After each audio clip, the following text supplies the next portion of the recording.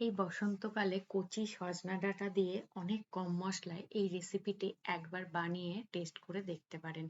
খেতে কিন্তু দুর্দান্ত। এটা বানানোর জন্য আমি 100 গ্রাম মতো ডাঁটা নিয়ে নিয়েছি, সজনে ডাঁটা, যেটা খাওয়া খুব উপকার। তার সাথে আমি বেগুন, একটা আলু আর তার সাথে কুমড়োর ব্যবহার করছি।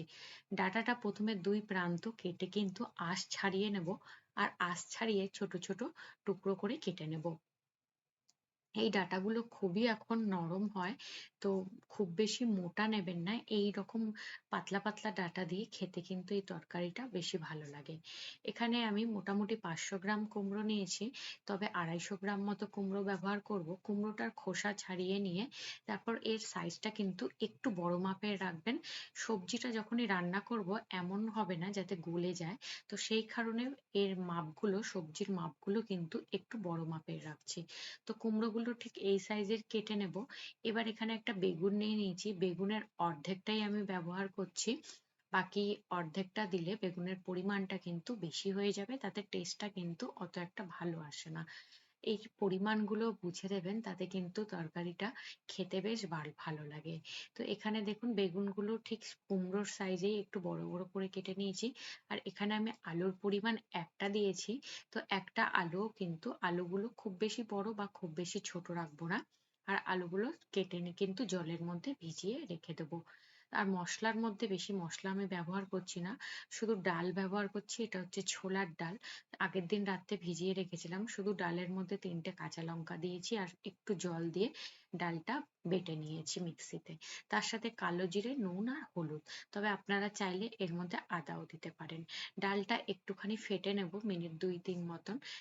ডালটা ফ্যাটানো হয়ে গেছে, এবার এটাকে একটু রেস্টে রেখে দেবো 2 থেকে 3 মিনিট মতন। এবার আমি একটা মশলার জন্য আদা আর কাঁচা লঙ্কা থেতো করে, মানে এটা বেটে নেব। মশলার মধ্যে আমি এই দুটো জিনিসই ইউজ করছি। ঝালটা আপনারা আপনাদের পছন্দ অনুযায়ী দেবেন। এবার কড়াই গরম করে কড়াইয়ের মধ্যে সর্ষের তেল দিয়ে দিলাম। তেল গরম হলে ছোট ছোট বড়ার আকারে গোল গোল করে ডালের বড়াগুলো কিন্তু ভেজে নেব।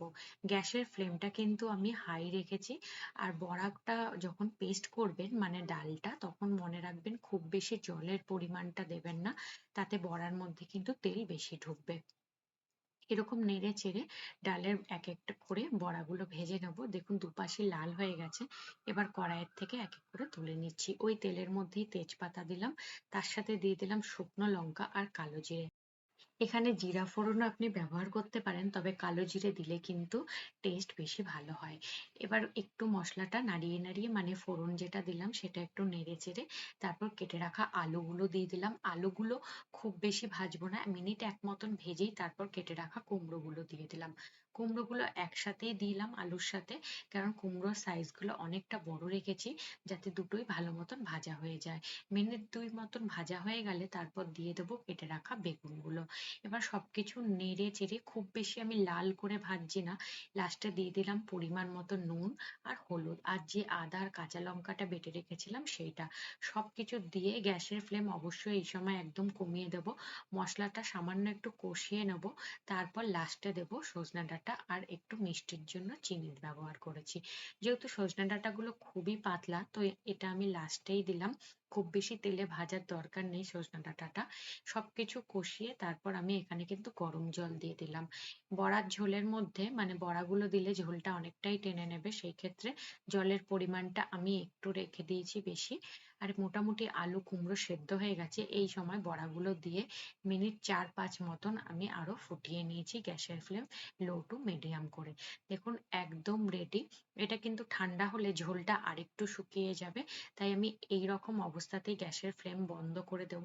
বন্ধ করে এটা সার্ভ করে নেব।